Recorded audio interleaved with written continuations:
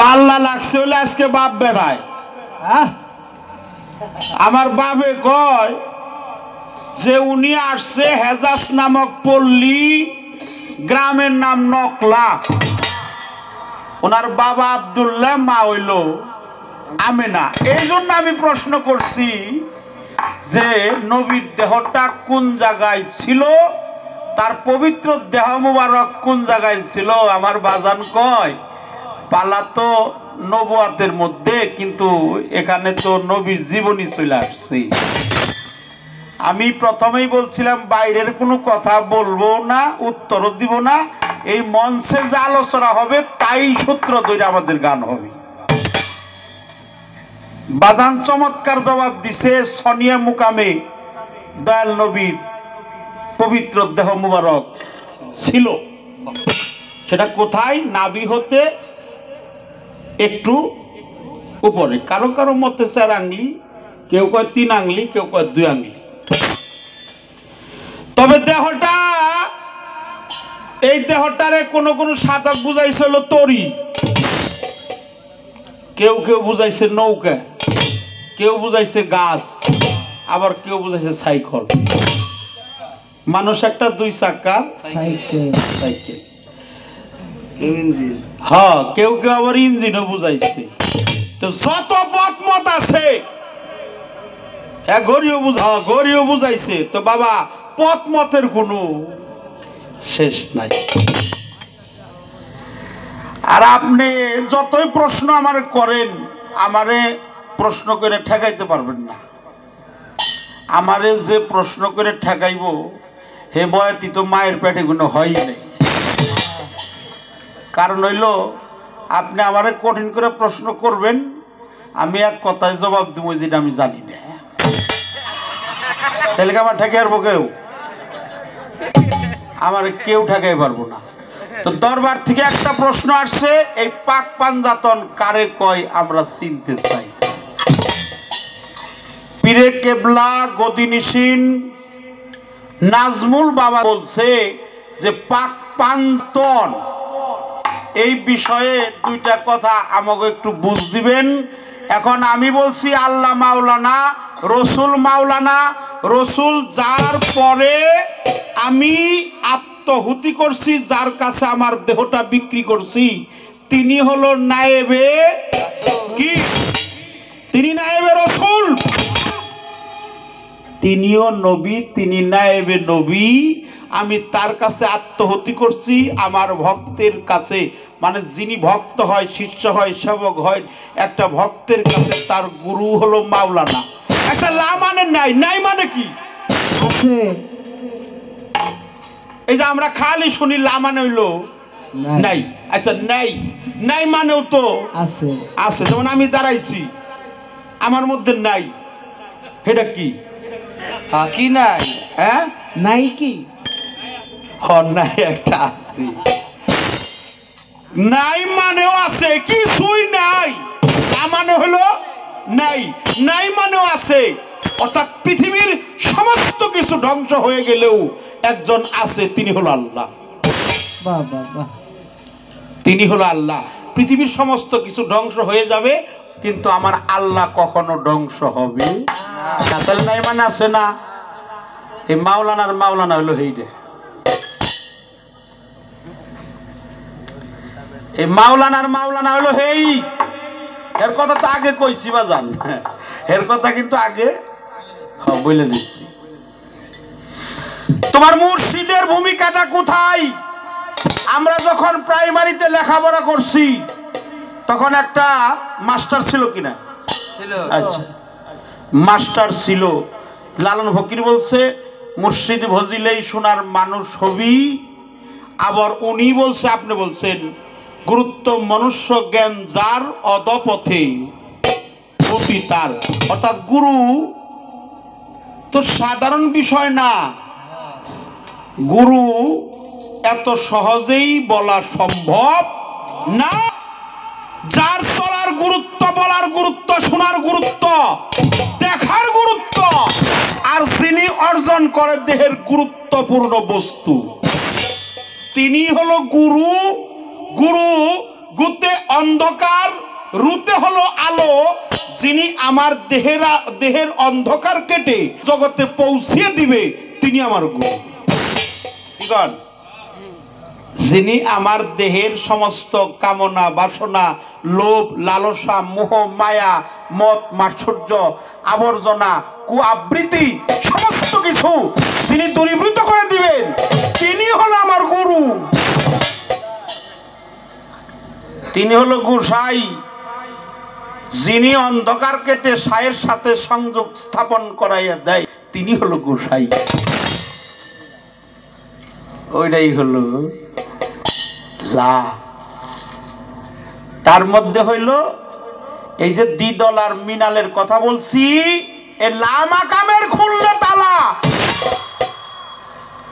এই দেহের মধ্যে 40টি হরফ লুকিয়ে আছে, 30টা হরফ যদিও, কিন্তু সাধক বলছে, আমি বলি না, কে বলে?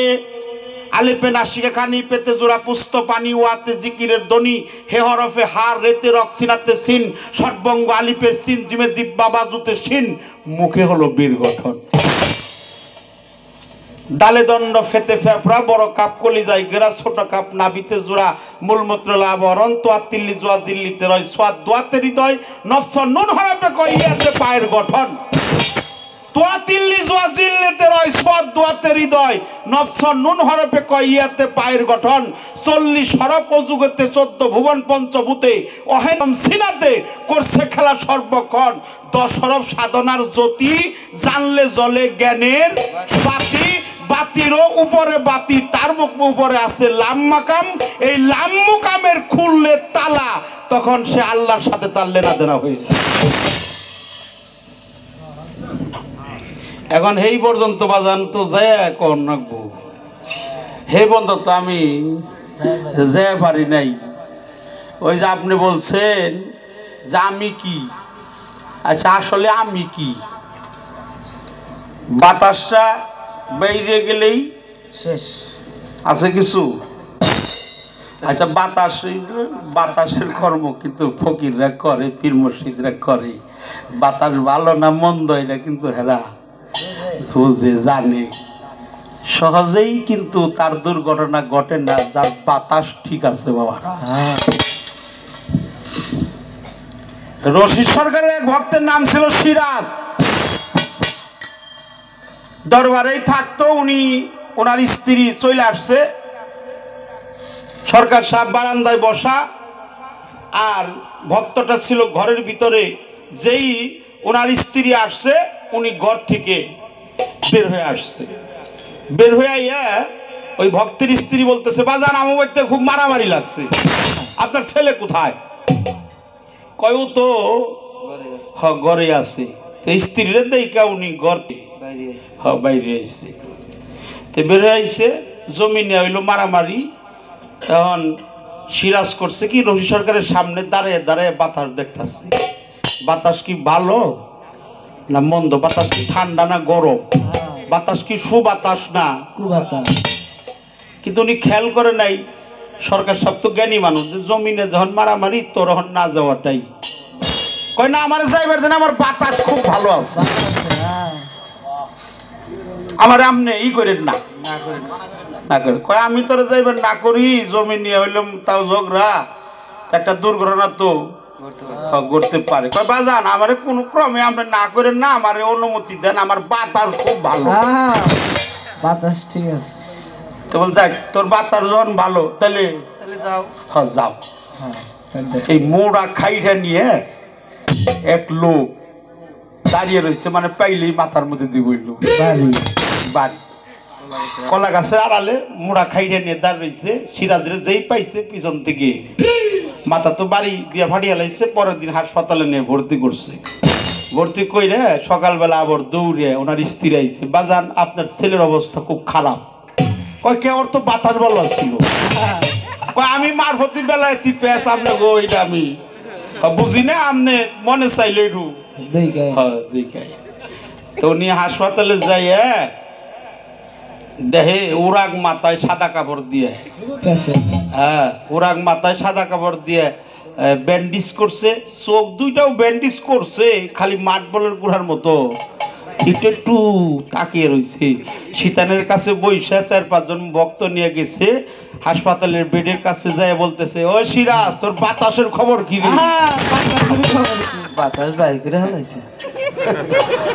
বলে বাজান এখন পীর সাহেব যে আদেশ করছে, হুকুম করছে, তাহলে উত্তর তো দিব যে হেরার শক্তি তো নাই। তো তারপরে কইছে বাতাস তো আমার ভালো ছিল, কিন্তু মারছিল পিছন দিকে। বাজান সেই রশিদ সরকার একটা গানের মধ্যে বলছে, এই গানের মধ্যে বলছে মুর্শিদ, এটা পবিত্র কোরআন কালামের মধ্যে এই মুর্শিদ শব্দটা আছে। সূরা কাহাবের কত নম্বর আয়াত? 17 নম্বর আয়াত। আর এলো গুরু, আপনি যদি গুরুর সংস্পর্শ নাই পান, আমি যদি গুরুর কাছে নাই যাই, তাবেদারি করি, যার নবী সাফায়াত করবে, এতে কোনো সন্দেহ নাই। নবী ছিল, আছে, থাকবে, কিন্তু আমার সেই নবীরে চিনিয়া দিব যিনি, তিনি হলো আমার গুরু। কি কন বাবারা? যে আমি তো আল্লাহরে চিনি না, রসুলরেও চিনি না। অচিন চিনবি যদি আই গো তোরা আই সকলে, ওরে চেনার সময় বয়ে যায়। তাহলে চেনা লোকের সঙ্গ নিতে হবে, যে চিনছে কে? আমার ইউনুস মৌলভী রহমাতুল্লাহ আলাইহি, আমার মফিজউদ্দিন শাহ সাহেব, আমার এবাদুল্লাহ শাহ সাহেব, এরা হলো চিনাল মানুষ। এই অচিনার চিনতে গেলে এদের সঙ্গ অবশ্যই করতে হবে। কামেল পীর যিনি, তার সঙ্গ করে এই দেহের স্থাপর জীবন, যৌবন, মন, প্রাণ, শরীর, দেহের অঙ্গ প্রত্যঙ্গ, শাখা সমূহ আমি বলতে যেটা, এটা গুরুর চরণে কুরবানি দিতে হবে। এই যে আমি কি, ডাইনা আমি, বামে আমি, সামনে আমি, পিছনে আমি, উপরে আমি, নিচে আমি, আমার দেহের মধ্যে আমি একটা কাঁচা আমি আর একটা পাকা আমি, এই আমিটাই দিতে হবে যার যার মুর্শিদের চরণ কমলে। এটা যার দেওয়া হয় নাই, তার গুরু ধরার চাইতে না ধরাই ভালো। তাই মানিকগঞ্জের নূর মেহেদি আব্দুর রহমান বলছে, জগতে এমন কিছু দেখতে পাই, মুরিদ হইছে তরিক বুঝে নাই, মনে বলে হইছি মুরিদ, গেছে রে আপদ বালাই। আমি মনে বলে হইছি মুরিদ, গেছে রে আপদ বালাই। তবে বাবা, গুরুর একটা দায়িত্ব আছে, কর্তব্য আছে। উনি আমাকে সেই রসুল পর্যন্ত পৌঁছে দিবে, রসুল আল্লাহ পর্যন্ত পৌঁছে দিবে। তাহলে আমার মুর্শিদের দায়িত্ব সব জায়গায় আছে, গুরুর দায়িত্ব সব জায়গায় আছে। কারণ আমি রসুলটাও চিনি না, আল্লাহরও চিনি না। এই চিনিয়া দেয় যিনি, তিনি হলো সম্মুখ গুরু। এর দাসত্ব করতে হবে, গোলামি করতে হবে। হে যদি আমার প্রতি সুদৃষ্টি অর্পণ করে, তাহলে আমার রসুল পর্যন্ত পৌঁছাইতে আর কোনো টাইম লাগবে না। এই হলো কথা। তাহলে এই যে লাহুত, নাসুত, মালকুত, জামরুত, মোকামে হাহুত, মোকামে সুলতান নাসিরা, মোকামে উরাউলুরা, মোকামে কাপকাউসি, মোকামে মাহমুদা, মোকামে আওয়াদুনা, কত মোকাম আছে না? এই লাম মাকাম। তাই বলছে লাম মাকামের খুললে তালা, ফুটে উঠবে নূর তাজেল্লাহ। সোনার মানুষ সদাই ঝলক মারে, ওমন ব্যাপারী রে, রূপ সাগরে ডুবলে পাবি। আচ্ছা, এই রূপটা কার? এই রূপটা কি? এই বর্জকটা কার? এই বর্জকটাই হলো যার যার মুর্শিদ কিবলার বর্জক। বর্জক শ্রুত হয়ে যেন আমাদের মৃত্যুবরণ না করতে হয়। হ্যাঁ, সদাই সর্বক্ষণ, দিন রাত, সদাই সর্বক্ষণ। আমি সেদিন একটা কথা বলছি যে আপনি যখন রাতে ঘুমান, আল্লাহ এবং রসুল নাজির করে যখন বালিশের মধ্যে মাথাটা নামান, তখন বালিশের মধ্যে দু হাতটা জোরাত করে আপনার মুর্শিদ সুরতরা বালিশের মধ্যে অঙ্কন করেন। কি বাজান?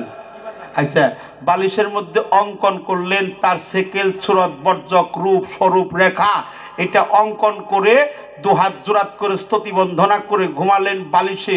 আপনি ঘুম পারতেছেন, কিভাবে ঘুম পারতেছেন? সদাই সর্বক্ষণ নাম ঠিকই জপতাছে। হ্যাঁ, আপনার ঘুম হইতেছে, নাম ঠিকই জপনাও হইতেছে, তাহলে এবাদত হইতেছে, ঘুমও একইভাবে আপনার আদায় হইতে আছে। তারপরে ঘুমে থেকে উঠলেন, নয়ন খুলে আপনার মুর্শিদ বর্জকটা দেখতে দেখতে যেন ঘুম থেকে উঠেন।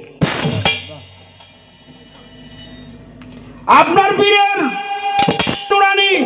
আমি আর একটা কথা কই, বড় পীর আব্দুল কাদের জিলানী, মাহবুব সুবহানী, গাউসে সামদানি, শেখ সৈয়দ মহিউদ্দিন আব্দুল কাদের জিলানী, উনি হলো গাউসেল আজম বড় পীর, কিন্তু আমার পীরের চাইতে আর বড় না। আমার কাছে আমার পীর অনেক বড় হইতেছে, বড় পীর, তাকে শ্রদ্ধা সম্মান ভক্তি ভালোবাসা করি, কিন্তু উনি আমার পীরের চাইতে বড় না। আমার পীর আমার কাছে অনেক বড়। বড় পীরের চাইতে বড়। হ্যাঁ, এই হলো বিষয়। তো পাক পাঞ্জাতনের যে কথাটা সাবজেক্ট আসছে, পাক পাঞ্জাতন ছাড়া কখনো আল্লাহর সান্নিধ্য পাওয়া যাবে না। পাক পাঞ্জাতন ছাড়া কখনো আল্লাহর সান্নিধ্য পাওয়া যাবে না। এই পাক পাঞ্জাতনের 5টি কর্ম আছে, এহেন কর্মগুলা মুর্শিদ ব্যতীত কেউ দিতে পারবে না। কারণ আমার মুর্শিদ যিনি, তারও তো মুর্শিদ আছে, গুরুরও গুরু আছে। আমার মুর্শিদ কামেল, আমার মুর্শিদ হাক্কানি, আমার মুর্শিদ কামলেওয়ালা, আমার মুর্শিদ জানলেওয়ালা, আমার মুর্শিদ সকল কর্ম করে তার মুর্শিদের তাবেদারি কইরা তার অনিত্য দেহটা তার শরণ অর্পণ কইরা ওই গুরুর কাছ থেকে একটা নিত্যের দেহ উনি কি করছে? আদায় করছে, লাভ করছে। এই নিত্যের দেহে আমার অনেক কিছুই পাওয়ার আছে। তাই বলছে, তুমি ধরো চরণ ছেড়ো না, গৌর নিতাই কাউরেই ফেলে যাবে না। তো সেই দিকে লক্ষ্য করতে হবে। 10 হাত লাঠি দিয়ে 20 হাত উপরে যদি আম থাকে, তাহলে কি লাঠিতে পারা যাবো? আচ্ছা, 10 হাত লাঠি হইলো, আপনি 3.5 হাত, তাহলে কত হইল? তাই হয়তো একটু উঁচা করে দিলেন, তাহলে আরো 1 হাত বাড়লো, তাহলে 14.5 হাত। তারপরেও 5.5 হাত কিন্তু না যাই থাকে। এই জন্য পাক পাঞ্জাতন ইহা পবিত্র, অপবিত্র না বাবারা। আপনারা অন্য মাইন্ডে নিয়েন না, ইহা পুত পবিত্র। পাক পাঞ্জাতন ইহা হলো শুদ্ধ। শুদ্ধ সাধন করলে পরে অনিত্য দেহ তার রূপটি ধরে, লাম্মা কামে খুললে পরে অনিত্য রূপ যাইরে মিশে, অঘুরে ঘুরে গুরু সত্তা তার ভিতরে অর্জন করে আপনি শেয়ারে। কামেল পীরের কাছে আসে সম্মুখ, সেই সাধনা করলে পাবি তার মুখ। লালন লালন বলছে, একাল লোকাল যাবি তুই পারে।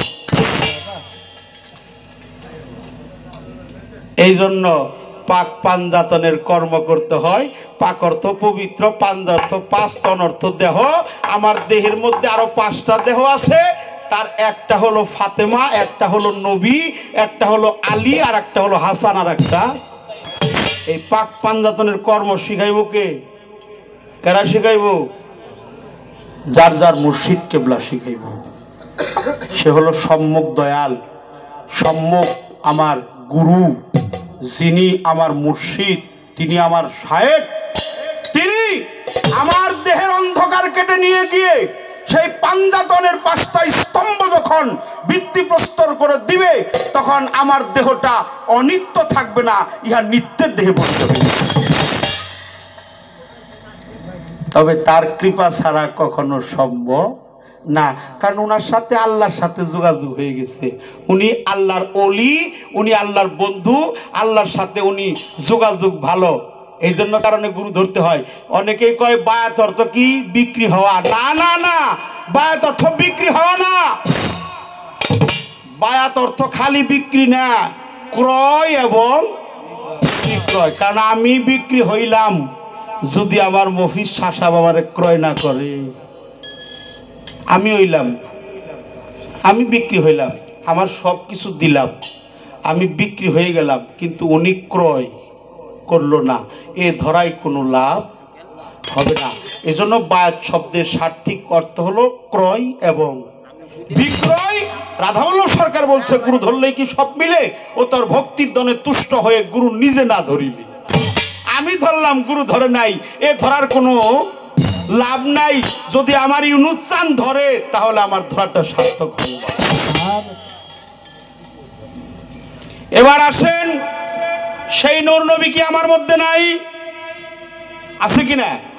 আমার মধ্যে নূর নবী আছে, আমার মধ্যে মাওলা আলীর শক্তি আছে, আমার মধ্যে ফাতেমাতুজ জোহরার শক্তি আছে, আমার মধ্যে হাসানের শক্তি আছে, আমার মধ্যে হুসাইনের শক্তিও আছে। এর নাম হইল পাকে পাঞ্জাতন, স্থলবডি, সূক্ষ্মবডি, জ্যোতির্ময় বডি, সাফারি বডি, জিল বডি যাকে বলা হয়। আমার দেহটা হলো আরেফ আল ওজুদ, আর আমার গুরুর দেহটা হলো অজেবাল ওজুদ। আমার দেহটা হলো আরেফাল, আর ওনার দেহটা হলো অজেবাল ওজুদ।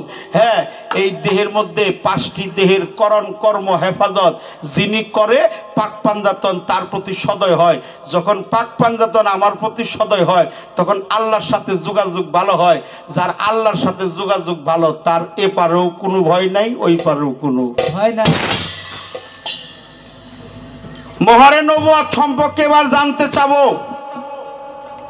এই যে মোহরে নবুয়াত, উনি আমার প্রতিপক্ষ বাবাজি বলছে উনার পৃষ্ঠদেশে একটা চুম্বন দিয়েছিলেন, যে স্কন্ধ হতে নিচে, কুমার হতে উপরে, ডান কাদের মধ্যস্থলে লক্ষ তিলকের সমষ্টি, দেখতে যেমন কবুতরের ডিমের আকৃতি। এটা দেখছিল হলো কে? আকাশ।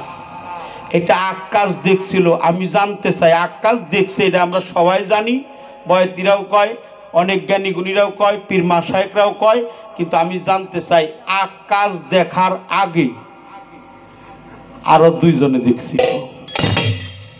শুধু তাই নয়, একটা বৃক্ষ তার মোহরের নবুয়াত দেখে ওই বৃক্ষটা কেমন করে, কিভাবে সেই মোহরের স্মৃতিচিহ্ন, যাকে কবুতরের ডিমের আকৃতি, লম্বা লোম দিয়ে বেষ্টনী দেওয়া, এটা ওই বৃক্ষ জানলো কিভাবে?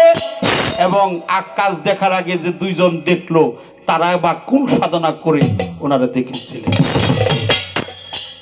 একটা গান রাখি, তারপরে মালিক দেখি কোন কথা আমাদের ফিরে না।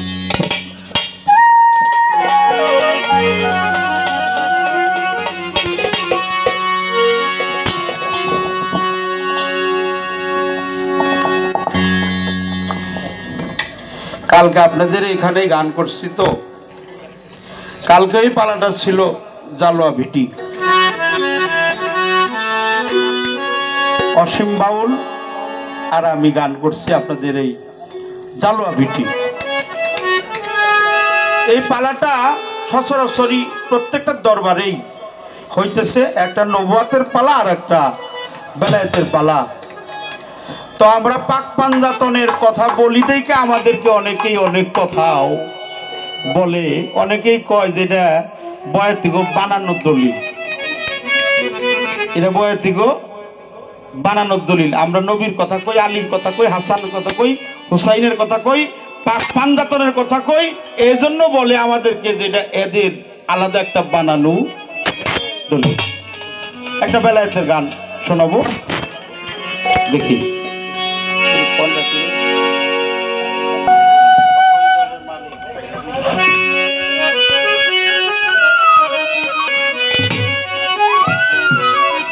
তবে দেখেন, মারাত্মক একটা কথা বলছি, ওটা সরে দাও। ওটা যে আমি জিজ্ঞাসা করছিলাম যে এই যে 360 কার, তারপরেও আছে কার, এই আপনি কার, এই কথাটার জবাব দিতে গিয়া কিন্তু একটা ভাবের উদয় তৈরি হয়ে গেছে যে আসলেই আমি কার। কারণ আমি যার, যিনি আমার প্রতি সদয় না হয়, তাহলে আমার কোনো গতি নাই। এজন্য বলছে আমার এনে নিবে তোমার নাই।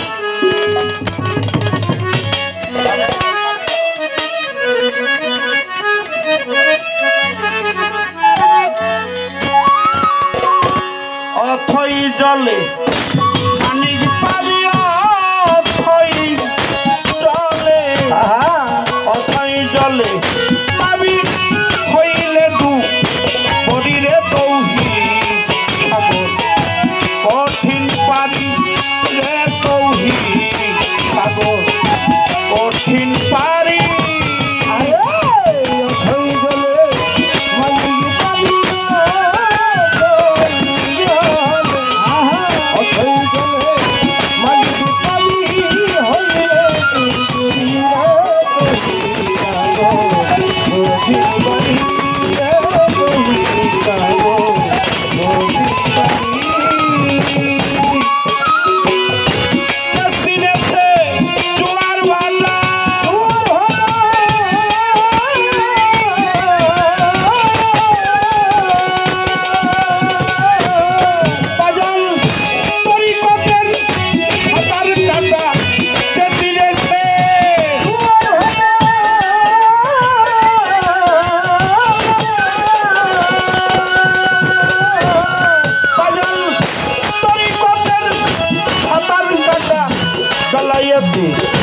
মালের কোঠা মালের কোঠা ওই নদীর কম রে তৌহিদ কঠিন রে তৌহিদ সাগর কঠিন পারি অথই জলে মানিক পাবি অথই জলে অথই জলে মানিক পাবি হইলে দুবারে তৌহিদ সাগর তৌহিদ পারি রে তৌহিদ সাগর তৌহিদ পারি আরে গুরুর ধ্যানেতে তুমি রে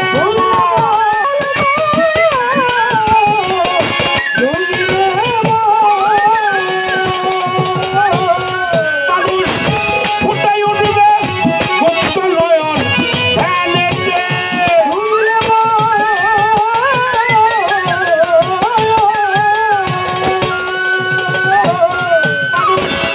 ফুটাই উঠবে গুপ্ত নয়ন নিদ্রা ছাড়া দেখবি সপন নিদ্রা ছাড়া নিদ্রা ছাড়া দেখবি সপন কলম হলে দাঁড়িয়ে তৌহিদ সাগর কঠিন পারি রে তৌহিদ সাগর কঠিন পারি অথই জলে মানিক পাবি অথই জলে অথই জলে মানিক পাবি হইলে দুবারে তৌহিদ সাগর তৌহিদ পারি রে তৌহিদ সাগর তৌহিদ পারি চলে সাগর তীরধারাতে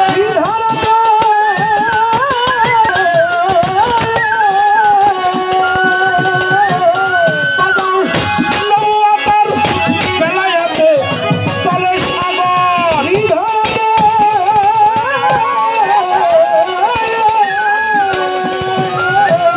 দেখো নৌয়াটার বেলায়াতে প্রেমের দ্বারা গোপনে প্রেমের দ্বারা প্রেমের দ্বারা গোপনে যাইতে বন্ধুর পারি রে তৌহিদ সাগর কঠিন পারি রে তৌহিদ সাগর কঠিন পারি অথই জলে মানিক পাবি অথই জলে অথই জলে মানিক পাবি হইলে দুবারে তৌহিদ সাগর তৌহিদ পারি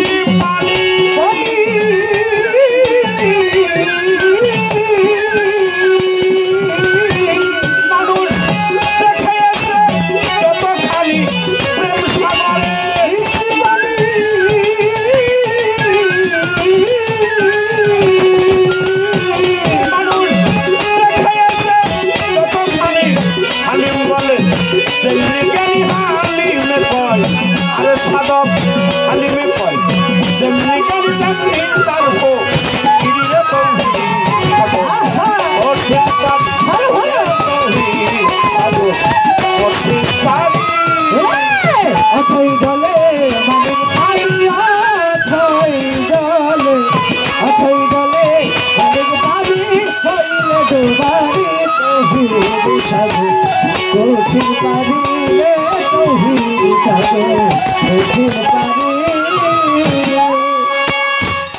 গানটা সাধক হালিমের।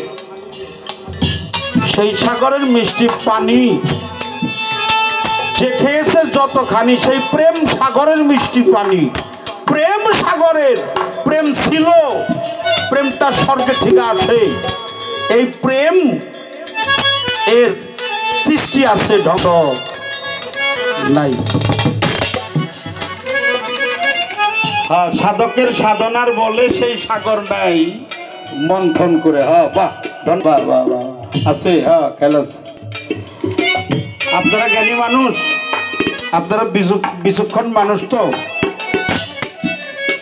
সাধকের সাধনার বলে সেই সাগর নাই মন্থন করে। তো কথাটা একবারে শেষের যেটা অন্তরা, যে সেই প্রেম সাগরের মিষ্টি পানি যে খেয়েছে যতখানি, হালিম বলে যেমনি জ্ঞানী তেমনি তার ফকির। ফকিরে কি গাছের গোটা, যা তুমি খাবে পেরে ওটা করতে হয় না, আপনি আপনি চলে আসে। প্রেম কি তোর গাছের গোটা, যা তুমি খাবে পেরে ওটা করতে হয় না, আবার কখনো আপনি আপনি চলে আসে। আপনাদের চরণে একটি কথা রাখতে চাই। যার নামটি বললাম, আমার দয়াল নবী করিম সাল্লাল্লাহু আলাইহি সাল্লাম, তার পবিত্র কদম যার স্কন্ধে ছিল, তিনি হলো বড় পীর আব্দুল কাদের জিলানী। এই বড় পীর যে রাস্তা দিয়ে হেঁটে যাইতো, মানুষ ওনাকে দেখার লক্ষ্যে আপন আপন কর্ম পরিত্যাগ করে রাস্তার দুপাশে দাঁড়াইত। কারণ আমার বড় পীরের চেহারা মুবারকে এমন নূরের প্রজ্বলিত যে তাকে এক নজর দেখছে, সে সমস্ত কর্ম পরিত্যাগ করে তার পিছনে লেলিয়ে পড়ছে। তার আর কোনো কিছুই ভালো, তার কোনো কিছুই ভালো লাগে না। সে বড় পীরের অনুসারী হয়ে যায়।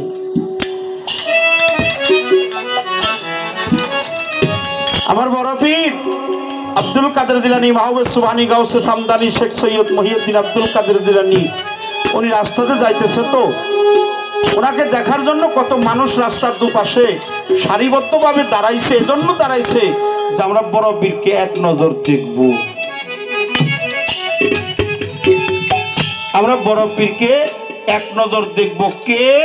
আমাদের কাদরিয়া তরিকার যিনি মহাজন, সুফির মহাজন যিনি, তিনি হলো আব্দুল কাদের জিলানী।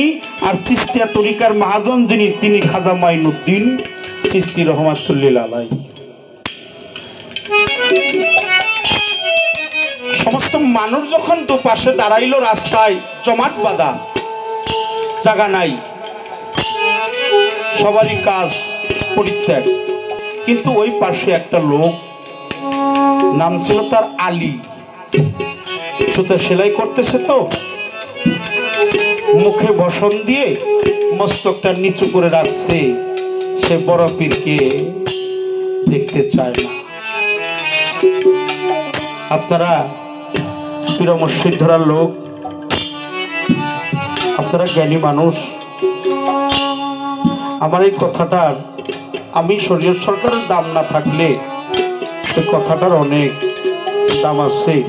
যারা মুর্শিদের কাছে কলেমার দনে বিক্রি হয়ে গেছে, ফানাফিল্লা অর্জন করছে। গুরু ভক্ত সম্পর্ক হলো স্বামী এবং স্ত্রী। স্ত্রী শব্দের অর্থ হলো আশ্রিতা, সেবিকা, দাসী। ভক্তের কোনো আশ্রয় নেই একমাত্র তার গুরুর চরণ ছাড়া। গুরুর চরণ ছাড়া দাঁড়াইবার আর কোনো জায়গা নাই। তার গুরুকে যদি সে স্বামীর আসন দিয়ে থাকে, স্ত্রী, আশ্রিতা, সেবিকা, দাসী, নারী, প্রকৃতি, আমার আর কোনো জায়গা নাই একমাত্র আমার গুরুর চরণ ছাড়া, আমার মফিজ চন্দ্রের চরণ ছাড়া, আমার ইউনুস চাঁদের চরণ ছাড়া, আমার নাজমুল চাঁদের চরণ ছাড়া।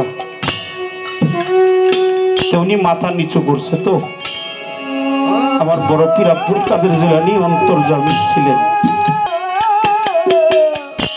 দেখতে পারলেন অদূরে দাঁড়িয়ে ভক্তদেরকে বলতেছে, বাবা সকল সবাই আমাকে দেখার জন্য উন্মুক্ত পাগলের ফালে ঘুরছে। ওই যে লোকটা অত মাথা উঁচু করে না রেখে আমার দিকে তাকালেও না, মাথা নিচু করে রাখছে তাও বটে, কিন্তু বসন্ত ঢাকা। ওরে একবার জিজ্ঞেস করে দেখতো আমি বড় পীর কি এমন অপরাধ করছি ওর কাছে। তখন আলী মুসির কাছে দুজন ভক্ত গিয়ে বললো, এই বাবা, আমার হুজুর কেবলা এই রাস্তায় যাইতেছে, তুমি দেখতে চাও না, তোমার মাথাটা নিচু কেন? তখন বলল যে আমি তোদের কাছে কি বলবো ভাই, তোর বড় পীরকে আমার কাছে একটু পাঠিয়ে দিই, তোর বড় পীর আব্দুল কাদের জিলানীকে একটু পাঠিয়ে দিই। বললো হুজুর, ও কথার প্রতি উত্তরে এমন বেদবি আচরণ করলো, আপনারই যাইতে কর। আমার বড় পীর বলল, ওরে তোমরা বেদব কইও না, আমি নিজেই ওর কাছে যাব, আমি নিজেই ওর কাছে যাব। বড় পীর আব্দুল কাদের জিলানী, কাউসে সামদানি শেখ সৈয়দ মহিউদ্দিন আব্দুল কাদের জিলানী, উনি নিজেই ওনার কাছে গেল। যাইয়া বলল, এই বাবা তোমার নাম? বলে আমার নাম আলী মুসি। তুমি জানো না এই রাস্তা দিয়ে আজকে কার যাওয়ার কথা? মাথা নিচু করেই বলে আমি যাওয়ার কথা। তুমি কি তার নাম শুনেছ? বলে হ্যাঁ শুনছি। মাথা নিচু করেই বলে, বলো তো তার নামটা কি? বলে তার নাম আব্দুল কাদের জিলানী। আচ্ছা তুমি কি তারে দেখতে চাও না? দেখার সাধু কি তোমার জাগে না? তখন বলেছিল, আমার অপরাধ মাফ করবেন, আমাকে ক্ষমা করবেন। এই জগৎ সংসারে আমি এমন একজন মানুষের কাছে আত্মহত্যা করেছি, আমি এমন একজন মানুষের কাছে আমার জীবন যৌবন মন প্রাণ দান করেছি, তার চেহারা আছে কালো কুচ্ছি।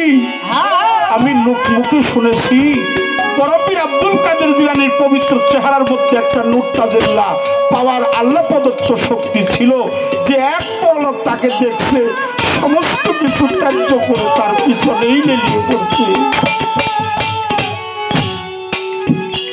আমি আপনাকে দেখে যদি আমি আমার মসজিদের সেকেল সুরত পর্যন্ত হারিয়ে ফেলি, আমার ইউনুস খানদের সেকেল সুরতটা যদি হারিয়ে ফেলি, আমার মফিজুদ্দিন শাহ সাহেবের সেকেল সুরতটা যদি হারিয়ে ফেলি, আমার মতো অপরাধী আমি ছাড়া আর কেউ হবে না। বড় পীর টান দিয়ে বলছে, আয় ভক্ত প্রাণ, তুই আমার পক্ষে আয়। আমি আশীর্বাদ করলাম, তুইও অলি, তোর পীরও অলি, হাসরের মাঠে তোর একাকার হয়ে যাবি। আমি তোরকে আশীর্বাদ করে গেলাম। তুমি বিদে দরদি